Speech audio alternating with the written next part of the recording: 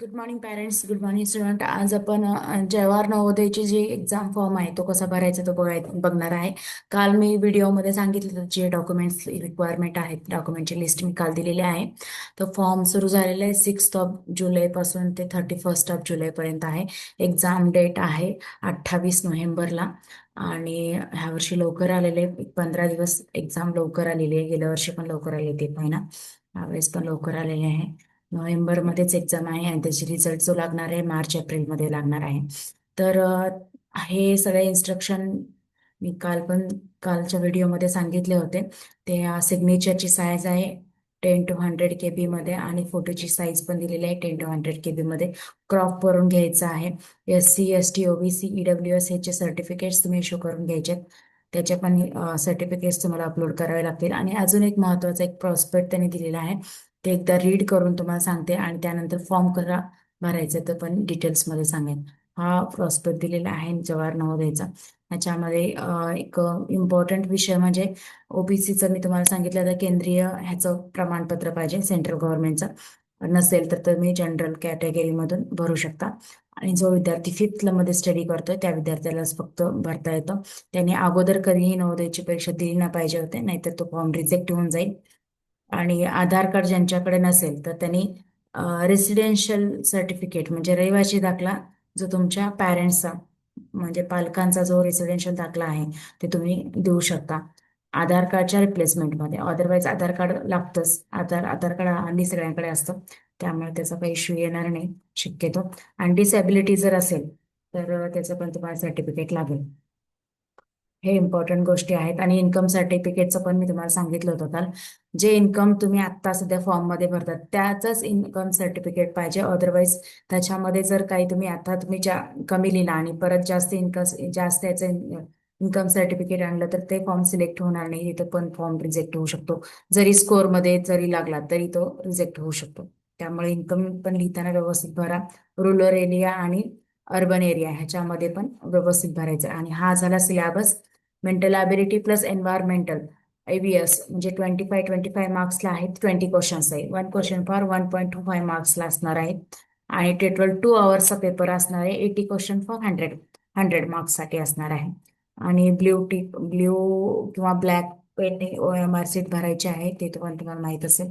ज्यांच्याकडे OMR seat नाही आहेत ज्यांना प्रॅक्टिसला OMR सीट पाहिजे त्यांनी मला कॉल करून OMR सीट मागवू शकता.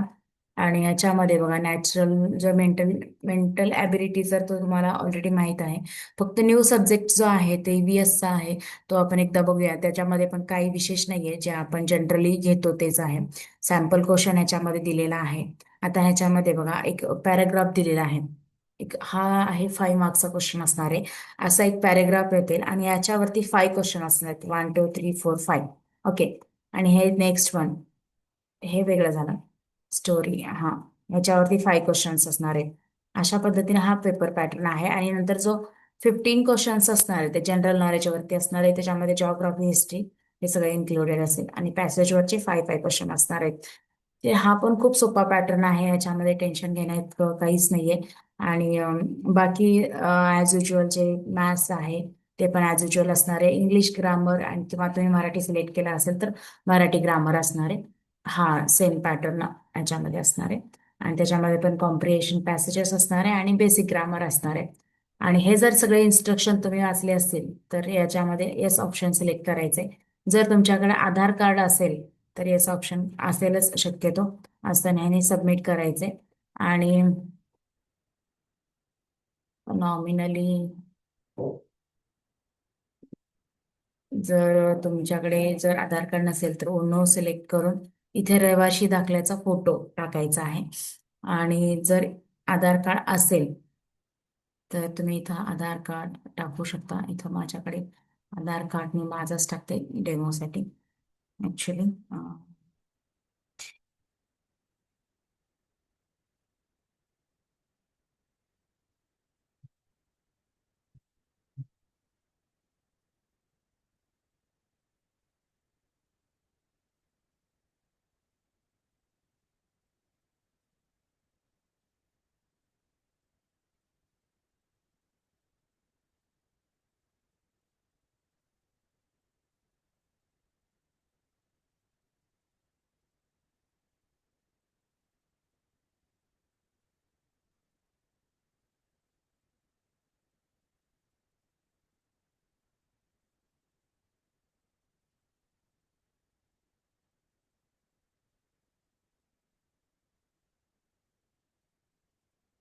येत नाही आहेत. हे जास्त असल्यामुळे घेत नाही. जेवण apply to the other modes submit.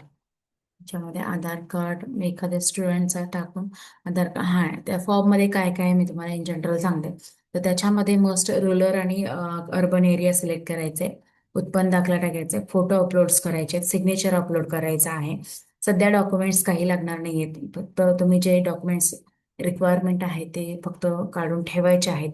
आणि सगळ्यात इम्पॉर्टंट गोष्ट म्हणजे जो तुम्ही स्कूल म्हणजे फोर्थ स्टँडर्डला, चौथीला आणि तिसरीला ज्या स्कूलमध्ये होत्या त्या स्कूलचं नाव तुम्हाला त्याच्यामध्ये टाकायचं आहे. एवढंच आहे आणि विशेष काही नाहीये. आणि जर ह्याच्यामध्ये कुणाला काही अडचण येत असेल फॉर्म भरताना, ते मला कॉन्टॅक्ट करू शकता. अजून एक इम्पॉर्टंट अनाउन्समेंट म्हणजे मी जे नवोदय सैनिक स्कूल एंट्रन्स आणि राष्ट्रीय मिलिटरी स्कूल एंट्रन्स एक्झाम जे ते विद्यार्थी देणार आहेत त्यांच्यासाठी एक फ्रीमध्ये टेस्ट सिरीज मी सुरू केलेली आहे. ती टोटली फ्री आहे. प्रत्येक संडेला 10 वाजता ती टेस्ट तुमच्या व्हॉट्सअप नंबरवरती व्हॉट्सअप ग्रुपवरती येऊन जाईल. आणि कंप्लीट 1 तास वेळ असेल 10 ते 11 वाजेपर्यंत. तर ती टेस्ट कम्प्लिटली फ्री आहे वर्षभरासाठी. ज्यांना जी टेस्ट द्यायची आहे त्यांनी लगेच मला कॉन्टॅक्ट करून रजिस्टर करून घ्या, जेणेकरून तुम्हाला वर्षभर ती टेस्ट फ्री मिळून जाईल. त्यामुळे त्याचा बेनिफिट काय राहील तर तुम्हाला तुमचा स्कोअर कळून जाईल. थँक्यू.